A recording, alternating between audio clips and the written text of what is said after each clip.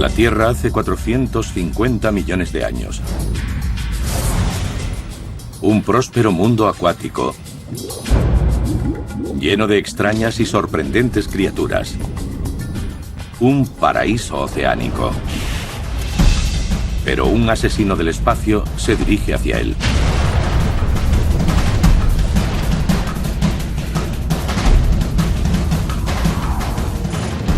A lo largo de la historia de la Tierra, una serie de sucesos catastróficos han provocado numerosas extinciones en masa. Pero cada vez que la aniquilación total parece inevitable, la naturaleza demuestra una impresionante capacidad de recuperación. Las extinciones en masa son una parte brutal de nuestro pasado y posiblemente de nuestro futuro. Pero ¿quién vivirá y quién morirá? La respuesta podría sorprender a muchos. Observen a continuación la primera extinción en masa de la historia de nuestro planeta. Rayos letales en Armagedón animal. Armagedón animal. No es la especie más fuerte la que sobrevive, ni la más inteligente. La que lo consigue es la que tiene mayor capacidad de adaptación al cambio. Charles Darwin, 1859. La primera gran extinción en masa de nuestro planeta comienza hace 500 millones de años, mucho antes de que existieran los humanos e incluso los dinosaurios. Una polémica teoría sugiere que este cataclismo podría haber comenzado a 6.000 años luz de la Tierra. Una estrella agonizante en la Vía Láctea implosiona y se convierte en supernova.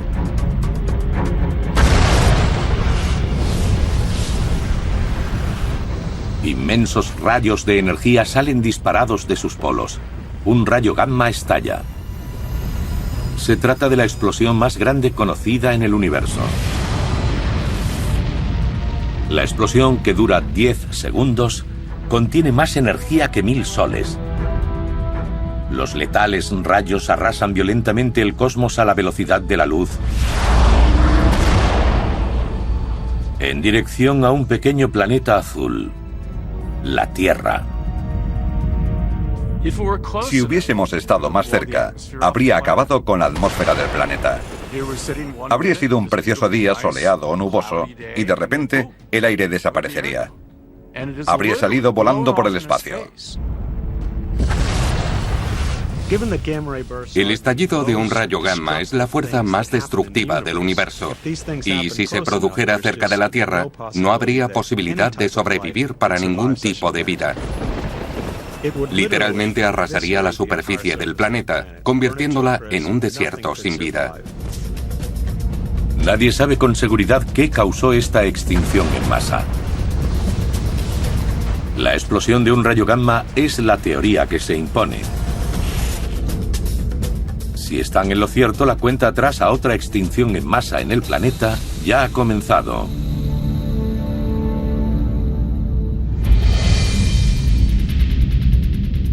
A miles de años luz de los letales rayos, la Tierra orbita tranquilamente, inconsciente de su inevitable destino. Esta imagen se remonta a 450 millones de años en el pasado, hasta el período Ordovícico, un mundo muy diferente del actual. Los continentes, tal como los conocemos, siguen formando parte de varias masas de tierra. Gondwana contiene Australia, África, Europa del Sur, la Antártida y Sudamérica. Fragmentos de Norteamérica y el este y norte de Europa se concentran en el Ecuador. El planeta es cálido y húmedo, y el nivel del mar está a varios cientos de metros por encima del actual. El gigantesco océano Pantalasa cubre gran parte del hemisferio norte. La mayor parte de Estados Unidos yace bajo vastos océanos poco profundos, llamados mares epicontinentales. Los mares epicontinentales eran océanos o entornos marinos que cubrían partes del continente. En el periodo Ordovícico, el nivel del mar era mucho más alto que ahora, por lo que gran parte del área continental actual estaba cubierta de agua. La superficie de este mundo es más parecida a Venus que a la Tierra actual. El nivel de oxígeno es tan bajo que los animales tendrían que haber luchado para respirar. Si colocásemos a un humano en el periodo ordovícico, el bajo nivel de oxígeno haría que un simple paseo por la playa se convirtiera en una tarea extenuante. La tierra sería extremadamente yerma y el paisaje sería muy similar al del Valle de la Muerte. No habría plantas ni animales. Debido a eso, también sería extremadamente silencioso. No existirían los ruidos que asociamos a los animales del bosque, como pájaros o insectos. Nada de eso existiría en el periodo ordovícico. Puede que la superficie del planeta parezca desolada, pero bajo el agua todo cambia.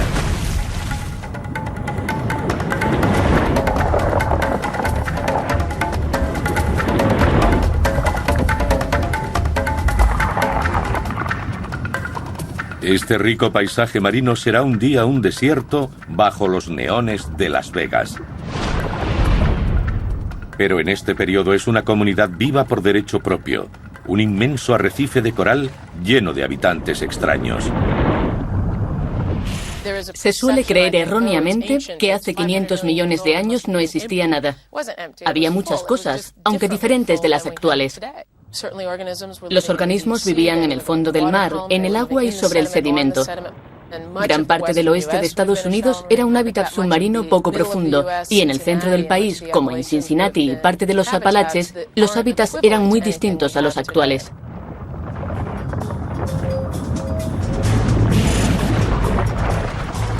Arrecifes como este se extienden por todo el globo. Sus cálidas aguas, calentadas por el sol, son el hogar perfecto para formas de vida en rápida evolución. Junto a ellos, trilobites de medio metro buscan alimento. Parientes de las actuales hormigas, estas diligentes criaturas mantienen limpio el fondo marino, devorando casi todo lo que encuentran a su paso. Plancton muerto, trozos de algas e incluso desperdicios de animales.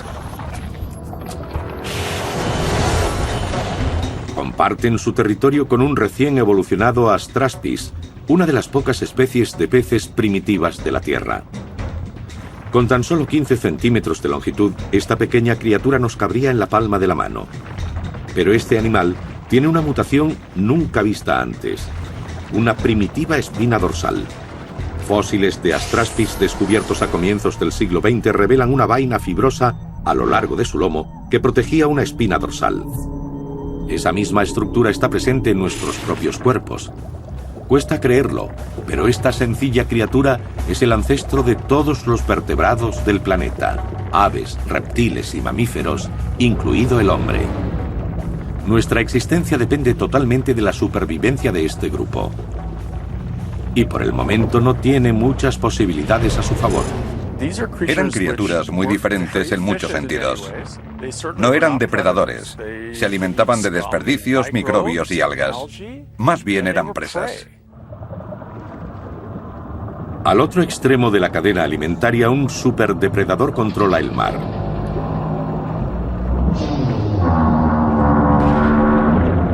Un asesino implacable temido por todos. El ortoceras. Se trata de carnívoros insaciables que nunca tienen suficiente carne. Encontrarse con un ejemplar de casi 4 metros debía ser temible. Había que nadar para salvar la vida, con esa cosa siguiéndote para devorarte en el momento en que te viera al alcance.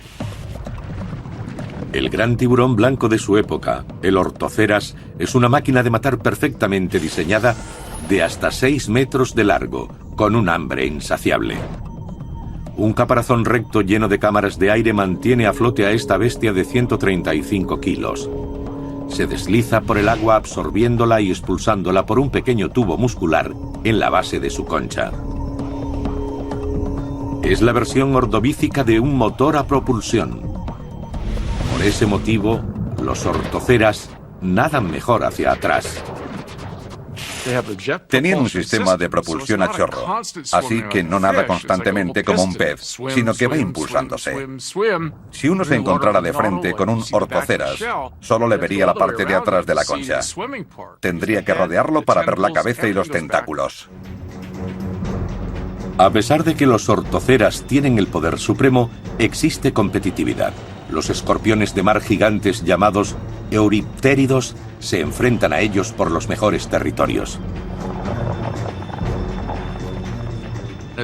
A pesar de lo repulsivos y horrorosos que son los escorpiones terrestres, no son ni la mitad de viles que los escorpiones marinos. Se trataba de animales enormes. Podían pesar entre 90 y 130 kilos. Son los artrópodos más grandes de la historia del planeta.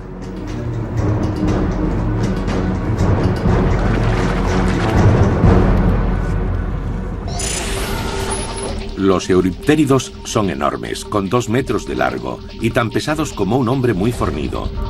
Sus patas, llamadas quelíceros, están cubiertas de espinas. Las 2 últimas son planas y forman una especie de aleta que les permite nadar.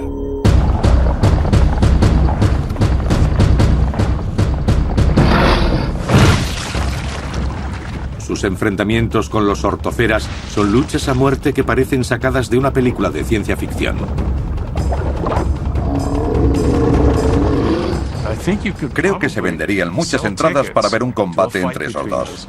Yo daría cualquier cosa por ver una pelea entre un euriptérido y un ortoceras.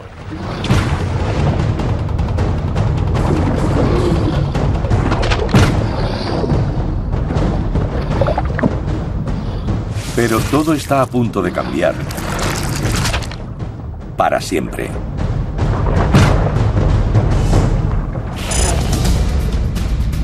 Los rayos letales ya han penetrado en nuestro sistema solar y han carbonizado el cinturón de asteroides.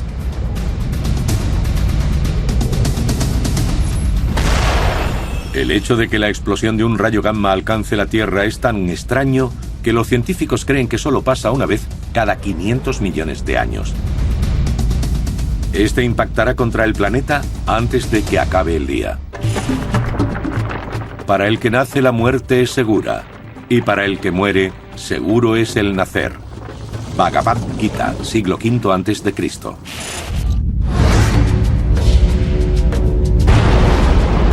Una polémica teoría propugna que el estallido de un rayo gamma pudo haber alcanzado nuestro planeta hace 450 millones de años, alterando para siempre el destino de la vida en la Tierra. Los rayos gamma, una forma de radiación electromagnética como los rayos X, son catastróficos. Viajando a la velocidad de la luz, tardan pocas horas en atravesar el sistema solar. Nada puede advertir a las criaturas que habitan la Tierra.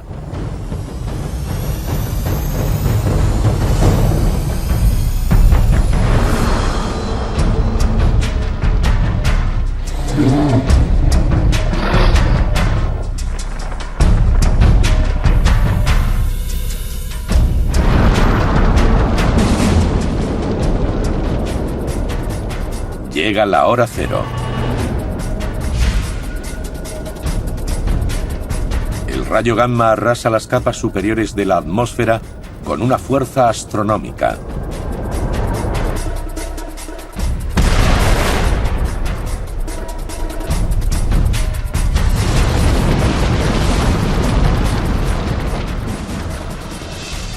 Pero es tan violento como hermoso. Los rayos destruyen las moléculas del aire haciendo estallar la atmósfera. Pongamos como ejemplo todo el arsenal nuclear de Estados Unidos y Rusia. Si hiciésemos estallar todas esas bombas simultáneamente, la cantidad de energía liberada sería como una gota de agua en un cubo, en comparación con la del estallido de un rayo gamma. Solo 10 segundos después de su comienzo, el espectáculo de luz da paso a una escalofriante calma. Es pleno día, pero aparece un extraño compañero junto a nuestro Sol. Se trata de los restos ardientes de la supernova, una nueva luz en el cielo que parpadea durante unos meses para luego desaparecer. Sin animales terrestres, el espectáculo de luces pasa desapercibido. Un impresionante despliegue para un teatro vacío. La vida parece volver a la normalidad. Pero el futuro de todas las especies, desde el insecto más pequeño hasta el ser humano, pende de un hilo.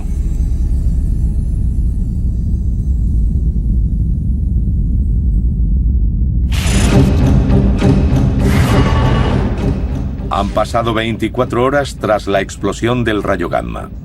La extinción comienza a nivel microscópico. En las capas superiores de la atmósfera, los rayos gamma ya han destruido el 30% de la capa de ozono. Ahora la radiación ultravioleta del Sol llega hasta la superficie.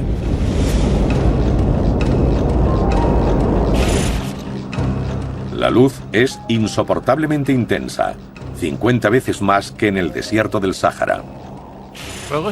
Si la explosión de un rayo gamma alcanzara la Tierra, los salones de bronceado se quedarían sin trabajo. Todo lo que hay sobre la superficie del planeta acabaría frito. Invisibles al ojo humano, el plancton del planeta, los animales microscópicos y las plantas que flotan cerca de la superficie del océano serían los primeros en sufrir los efectos. Si cogiésemos una gota de agua de mar y la pusiésemos en un portamuestras para verla en el microscopio, comprobaríamos que está llena de cosas diminutas de las que se alimentan seres más grandes. El Sol abrasa la mayor parte de estos organismos. Y la base de la cadena alimentaria es destruida. Si se elimina el fitoplancton, el efecto más inmediato se produce en aquellos animales que se alimentan de él, en su mayoría pequeños, como los artrópodos. La falta de comida se suma a los estragos que provoca la fuerte luz del sol en los animales que se alimentan de plancton. La superficie del agua solía ser zona de cría para muchas especies de trilobites, pero las larvas no pueden sobrevivir bajo los abrasadores rayos ultravioletas. Es como una bomba atómica. La radiación no puede verse, pero sí sentirse. Uno no sabe qué pasa, está en el aire. Con la muerte de muchos de los corales y animales, la cadena empezaría a destruirse, provocando un efecto dominó.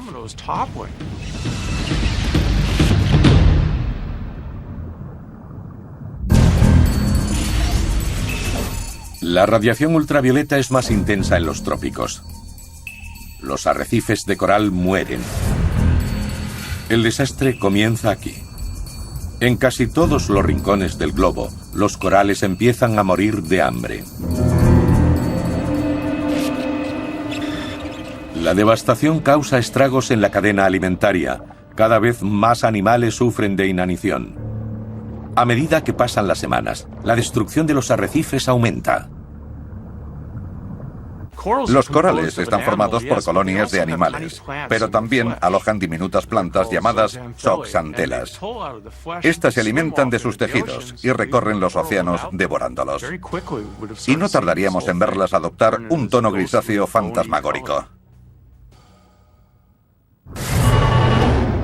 Solo han pasado 3 meses y los efectos de los letales rayos se sienten en todo el planeta.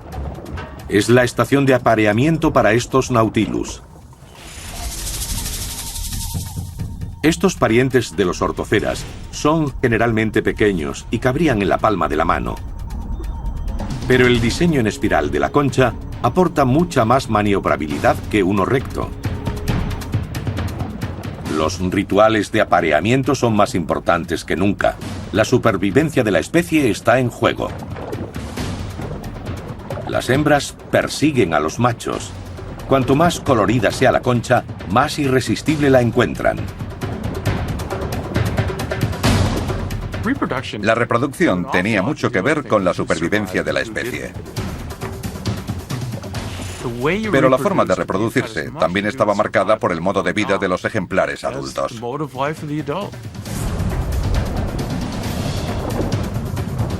Puede que el mundo se derrumbe a su alrededor, pero esta hembra está dispuesta a asegurar el futuro de su descendencia. Incubará sus huevos durante los próximos 8 meses.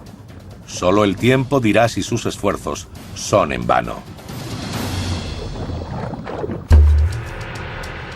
Con la base de la cadena alimentaria diezmada, la hambruna global se extiende, precipitando la muerte de los más débiles. En el actual sur de México, los depredadores como los euriptéridos recurren a medidas extraordinarias para sobrevivir. Normalmente no les merecería la pena cazar astraspis, pero el hambre los empuja a devorar cualquier cosa que encuentran a su paso. Incluso cadáveres de ortoceras. Los grandes carnívoros que comen animales vivos y muertos son los últimos en darse cuenta de que sucede algo extraño. Pero con el tiempo acaban muriendo también, porque la ruptura de la cadena alimentaria afecta a todo el ecosistema.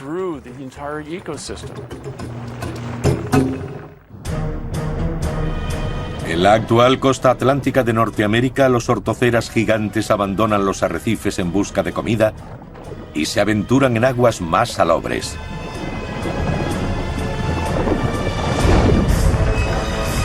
Pero este es el territorio de los euriptéridos. Con la invasión de ortoceras, los antiguos enfrentamientos resurgen.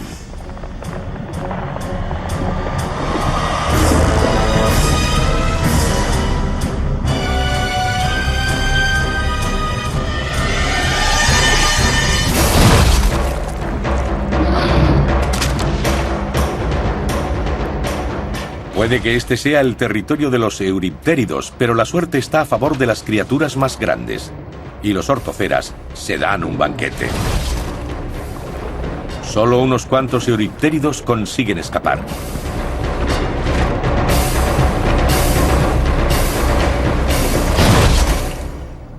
El hambre es inevitable, incluso para los más poderosos.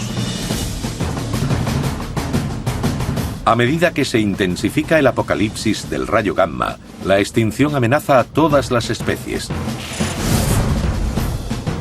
Desde el microscópico plancton hasta los gigantescos ortoceras, pasando por nuestros propios ancestros, los astraspis. Si no sobreviven, ¿habrá futuro para alguien?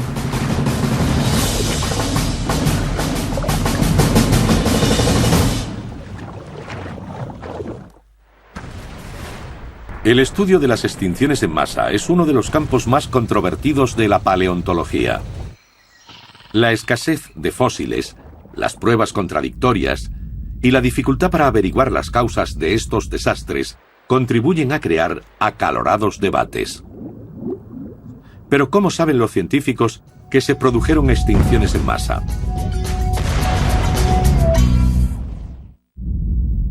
¿Cómo saben los científicos que hubo extinciones en masa en el pasado? La misma Tierra tiene la clave. A medida que los geólogos empezaban a coleccionar fósiles, empezaron a darse cuenta de que estaban presentes en grupos de rocas específicos. Pero en algunas capas desaparecían por completo. Lo que estos primeros geólogos descubrieron fue una prueba de una extinción en masa. Los científicos actuales continúan su legado examinando formaciones rocosas de todo el mundo en busca de pistas de la verdadera naturaleza de estas catástrofes épicas. En los desiertos del oeste de Estados Unidos, las formaciones rocosas que una vez formaron el lecho marino ordovícico contienen miles de animales fosilizados. Estas rocas contienen todos los datos de la extinción. Estos fósiles se han roto, murieron, han soportado fuertes tormentas y se han deteriorado hasta el punto en que resulta difícil su identificación. Es una pena porque podemos apreciar muchos fósiles en la roca. Este fragmento contiene restos de un coral rugoso o tetracoralla. Estos pequeños círculos con el agujero en medio son tallos de crinoideos, unos animales que vivían en el fondo marino, equinodermos emparentados con la estrella de mar. Los braquiópodos eran bivalvos y su grupo de fósiles es uno de los más abundantes del Ordovícico. Así es como los científicos actuales desvelan el misterio de la extinción en masa.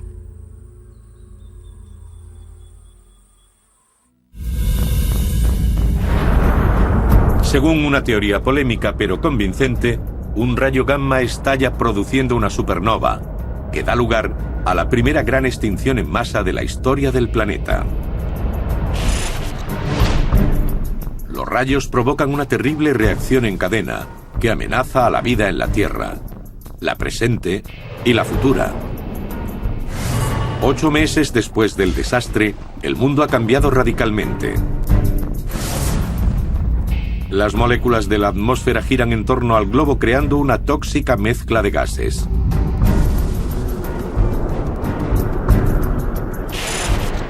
Los átomos se reestructuran formando dióxido de nitrógeno, el nocivo gas que conocemos como contaminación atmosférica.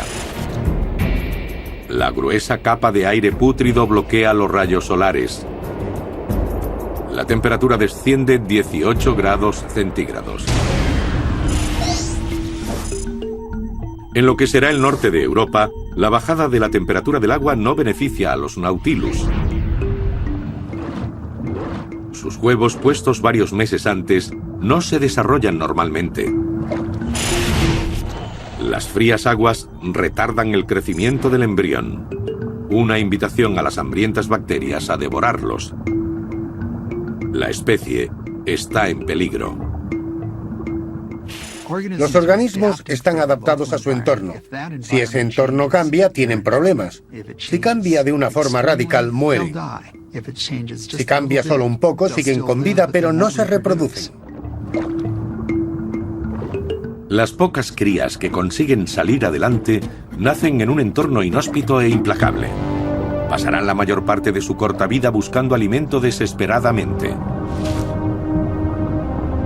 Aún así les va bien en comparación con otras especies. Sus duras conchas en espiral les permiten vivir en aguas profundas, al abrigo de los peores efectos del enfriamiento global. Han pasado 10 años desde el estallido del rayo gamma. En el sur de México, el cambio es radical. La temperatura de este arrecife ha descendido 36 grados, acelerando la destrucción de la cadena alimentaria. El hábitat, antes lleno de vida, es ahora una tumba lúgubre. A medida que bajaban las temperaturas, los animales que podían huir lo hicieron. Pero gran parte de los animales del periodo ordovícico no podían desplazarse. Los corales, los branquiópodos o las esponjas no podían marcharse. Y a medida que la situación empeoraba, acabaron muriendo. El carbonato cálcico, del que están hechas las conchas de muchos animales que forman el arrecife, es fisiológicamente muy difícil de segregar en aguas frías. La bajada de temperatura arruinó la vida de estos organismos. No pudieron seguir produciendo carbonato cálcico y los arrecifes murieron.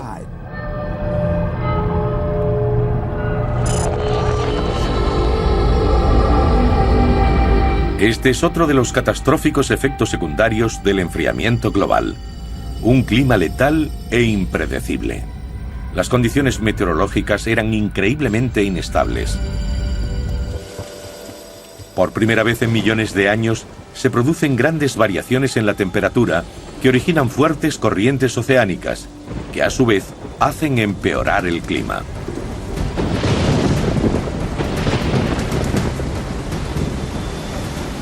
Una oleada interminable de huracanes de categoría 5 barren la Tierra.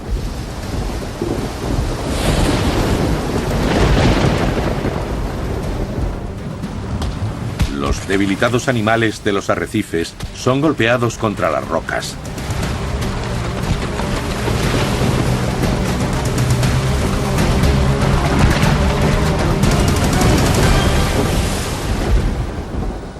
A los que les queda un poco de fuerza, buscan refugio lejos de la turbulenta superficie del mar. La única forma de escapar era huir a aguas más profundas. Supongo que ese debió ser su primer instinto de conservación. Así que todos aquellos ortoceras comenzaron a sumergirse a toda velocidad a mayor profundidad. La inmersión a una zona más segura oculta otro peligro. La presión es demasiado grande para sus conchas rectas.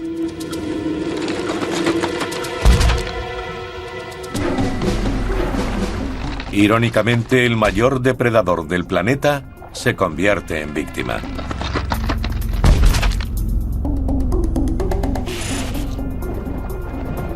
Sus parientes, los Nautilus, cuentan con conchas más resistentes y pueden esperar a que pase la tormenta en aguas más profundas y estables.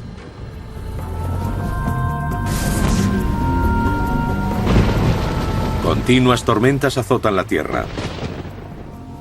El futuro parece incierto. La marea arrastra cadáveres hasta las costas. Sin animales terrestres que los devoren, sus cuerpos se apilan por miles como víctimas de una guerra. 500 años después de la explosión del rayo gamma, un tercio de la fauna de la Tierra deja de existir. Y para todas esas criaturas que siguen luchando por sobrevivir, queda poca esperanza. La vida en la Tierra está al borde de la extinción.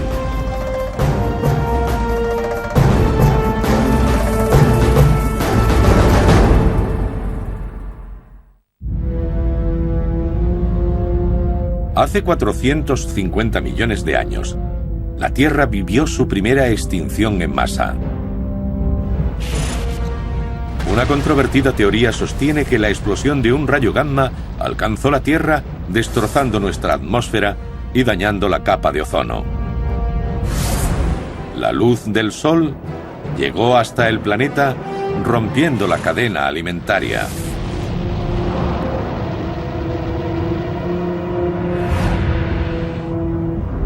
Los animales morían de hambre. De repente se produjo un doble contratiempo. El aire empezó a transformarse en una gruesa capa de humo y niebla que bloqueaba el sol y que provocó una fuerte bajada de las temperaturas en todo el planeta.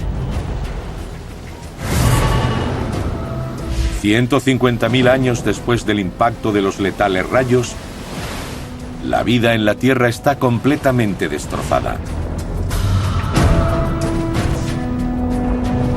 Las pocas especies que sobreviven pasan hambre.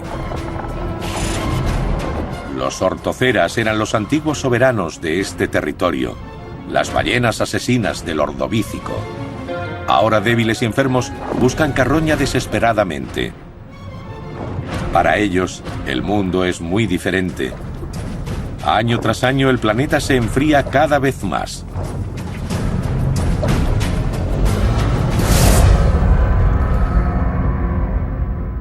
Estamos presenciando el origen de una nueva era glacial. La nieve se acumula en el Polo Sur. Y con el paso de los siglos, se compacta, formando sólidas capas de hielo.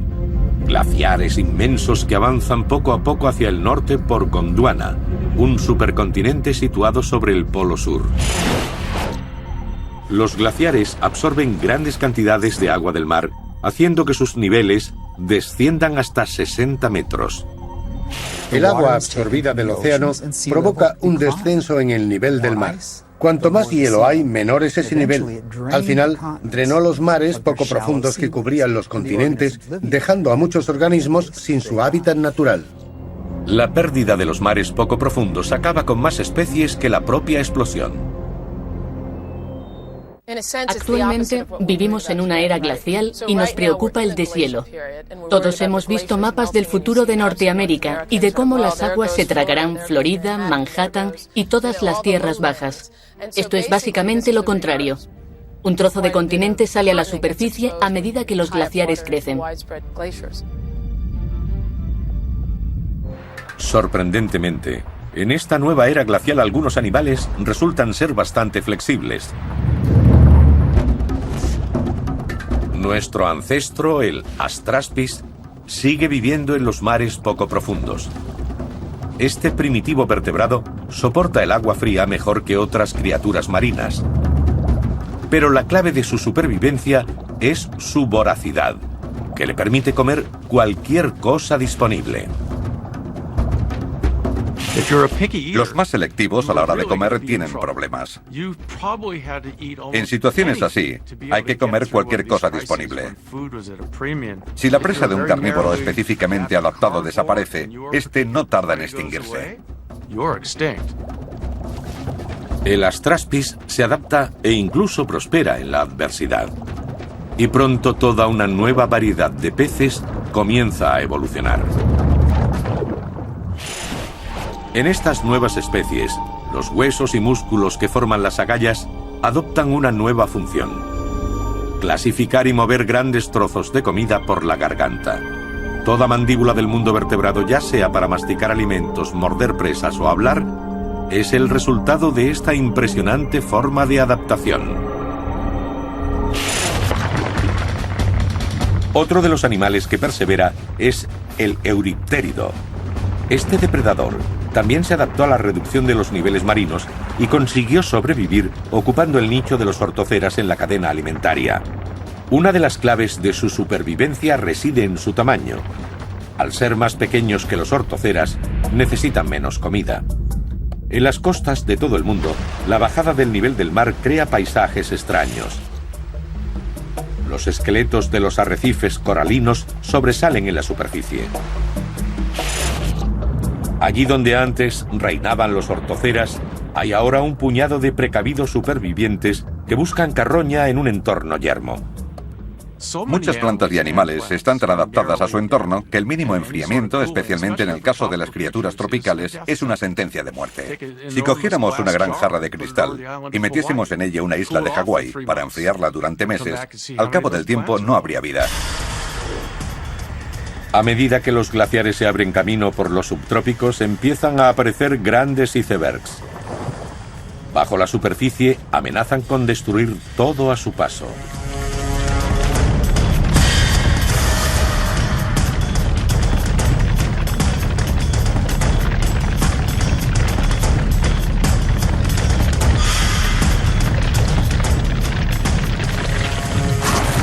Las montañas de hielo aplastan el paisaje marino en dirección al Ecuador y corales de miles de años de antigüedad quedan reducidos a polvo, lo que provoca una inmensa devastación.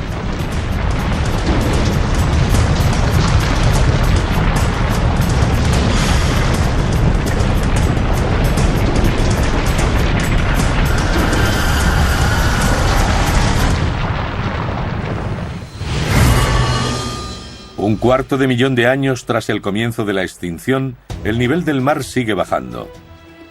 Y miles de kilómetros cuadrados de hábitat submarino quedan expuestos a las duras condiciones de la superficie. El sol, el viento y la lluvia erosionan los arrecifes, transformándolos en grandes desiertos baldíos. Año tras año, la vida se retira junto con el océano, concentrándose en zonas cada vez más pequeñas. Se trataba de una migración forzada, y podía ser a un lugar mejor o no.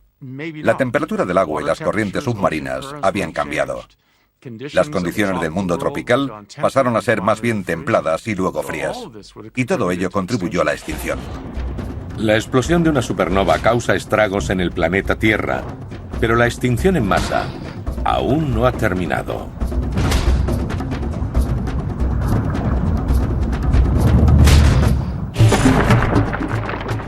¿No es absolutamente inevitable que todas las cosas sean al fin absorbidas por la muerte? Platón, siglo IV a.C. Han pasado 550.000 años desde la explosión del rayo gamma. Las frías condiciones meteorológicas han aniquilado a 2/3 de los animales del planeta. Pero la temperatura vuelve a subir y los glaciares se deshielan. Las especies que habían conseguido sobrevivir a la era glacial luchan ahora por salir adelante ante otro cambio medioambiental. Como siempre, la suerte influye en la supervivencia.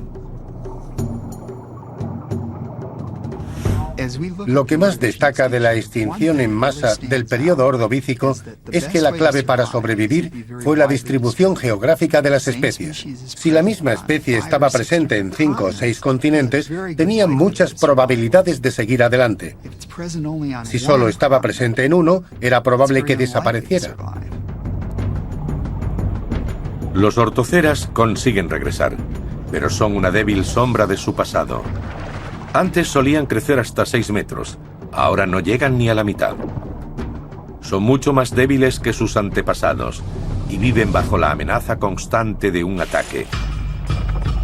A diferencia de los ortoceras, los euriptéridos se defienden bien de la extinción. Los papeles de depredador y presa se han invertido. Los océanos se han convertido en un sangriento campo de batalla, pero en esta ocasión son estos los que lo dominan. En este mundo cambiante, los escorpiones marinos exhiben un nuevo comportamiento curioso. Cuando matan, arrastran el cadáver hacia la orilla.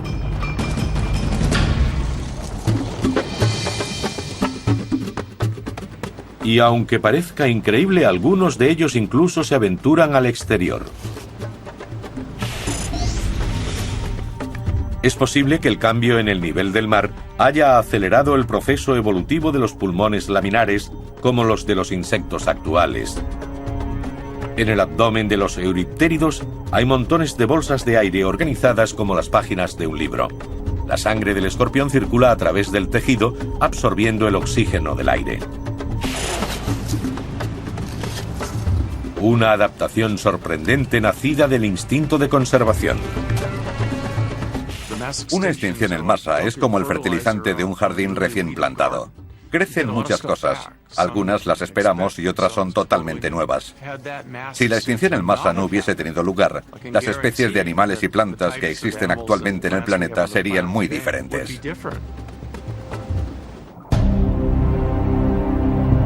Pero en estas mismas aguas empieza a aparecer otro rasgo evolutivo sorprendente. Una especie de pez, pariente de las traspis, ha desarrollado una característica única: las mandíbulas móviles. Se denominan acantodios y acuden en masa allí donde hay un cadáver. Su nueva adaptación les permite mordisquear la carne de las presas en vez de esperar a que los trozos se desprendan. Desde sus humildes orígenes como roedores de algas, estos peces suben cada vez más escalones en la cadena alimentaria. La extinción en masa ha transformado a ganadores en perdedores, a presas en depredadores. Los papeles son diferentes, pero el ciclo de vida y muerte continúa. La vida continúa. Hay un momento para todo y para cada cosa bajo el sol. Un tiempo para nacer y un tiempo para morir. Un tiempo para matar y un tiempo para curar. Eclesiastés, siglo III a.C. Han pasado 700.000 años desde que los letales rayos cósmicos provocaron la primera extinción en masa del planeta.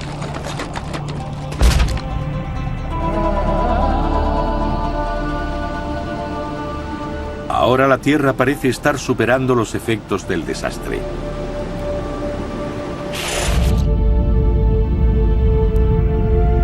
Despierta de su frío letargo. Pero el precio a pagar ha sido caro. Los sistemas de arrecifes coralinos de los mares poco profundos han sufrido enormemente. Los arrecifes siempre son los peor parados cuando sucede una extinción en masa. Los organismos que los conforman son muy sensibles y tienen una capacidad muy limitada para sobrevivir en condiciones adversas. Más del 70% de las especies jamás volverán a ser vistas. Actualmente existe alrededor de 1 millón de especies y, por tanto, si desapareciera el 70% de ellas, unas 700.000 especies actuales se extinguirían en un corto periodo de tiempo. Pero la Tierra es sorprendentemente flexible y la vida vuelve a prosperar. En el siguiente capítulo de su historia, llamado Silúrico, nuevas especies repueblan los vacíos océanos.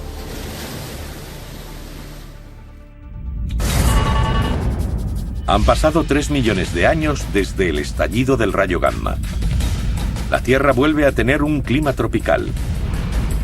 El nivel del mar sube de nuevo, restaurando gran parte del hábitat en zonas de poca profundidad.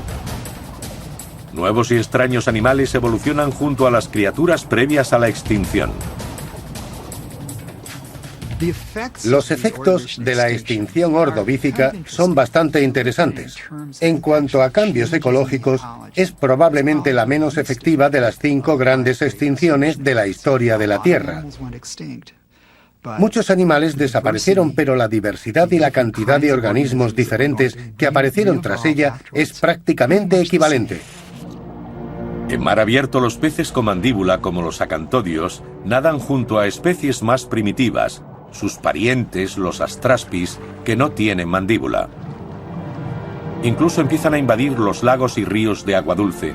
Los peces, antes extraños e inferiores, dominan ahora los mares. Todos los que conocemos en la actualidad, siluros, peces espada, gobios, tiburones, descienden de estos animales.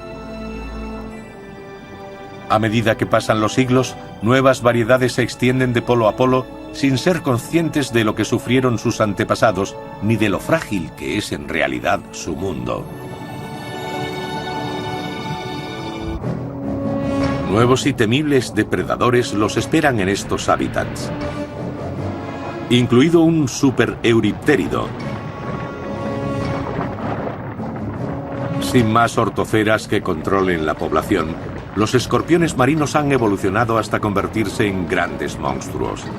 Este animal gigantesco del tamaño de un cocodrilo es el depredador más temido del periodo silúrico.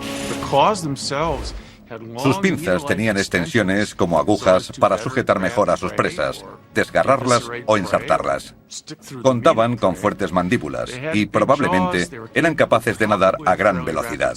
Pero lo más terrible es que eran enormes. Los bancos de peces son presa fácil para estas bestias, capaces de atacar a la impactante velocidad de 2,5 metros por segundo.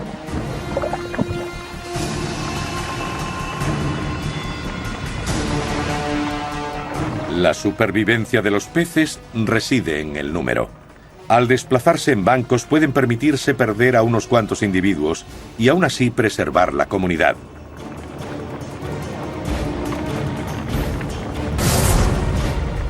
La vida en el Silúrico continúa su radical avance hacia nuevos hábitats. Nuevamente el mundo rebosa de vida. Poco a poco varias especies de animales invaden y colonizan los océanos terrestres. Nuestro planeta ha soportado numerosas extinciones en masa. Nadie puede predecir cuándo se producirá la siguiente, pero con la misma seguridad con la que afirmamos que existen el día y la noche y las diferentes estaciones, sabemos que nuestra supervivencia será sometida a prueba. Si un rayo gamma estalla cerca de la Tierra en el futuro, no habrá aviso previo. De hecho, los letales rayos podrían estar ya en camino.